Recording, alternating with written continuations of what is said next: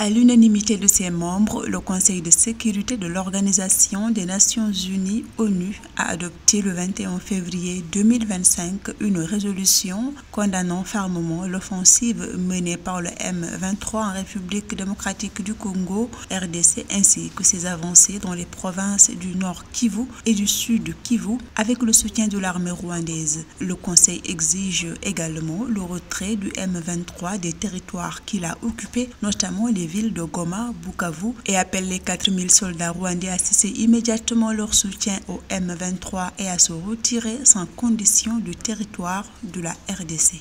Nous nous félicitons de l'adoption du projet de résolution. Il ne peut y avoir de solution militaire au conflit qui fait rage en RDC. Nous devons faire fond sur les dividendes du processus de Luanda, à savoir l'accord de cessez-le-feu, l'adoption d'un plan de neutralisation des FDLR, la levée des mesures défensives de la part du Rwanda, le renforcement du mécanisme ad hoc par les experts des 3 pays, Angola, RDC, Rwanda.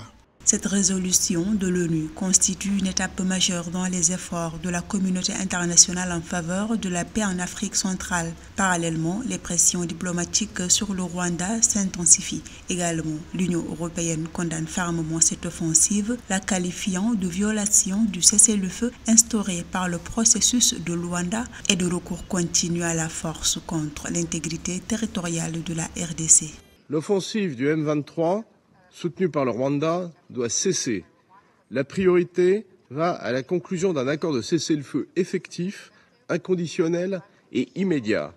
Les forces rwandaises doivent se retirer sans délai du territoire congolais, comme l'ont déjà déclaré le secrétaire général des Nations Unies et les membres de ce Conseil. En RDC, le M23 et les soldats rwandais continuent leur avancée dans le sud Kivu, ayant pris le contrôle de Bukavu, la capitale de la province, et pénétré dans Kamanyola, une autre localité dans la région depuis le 18 février 2025. Ce conflit dans l'est du pays a contraint en seulement 2 semaines environ 42 000 personnes à fuir vers le Burundi, principalement des femmes et des enfants, marquant un afflux de réfugiés inédit depuis 25 ans, selon le Haut Commissariat pour les réfugiés.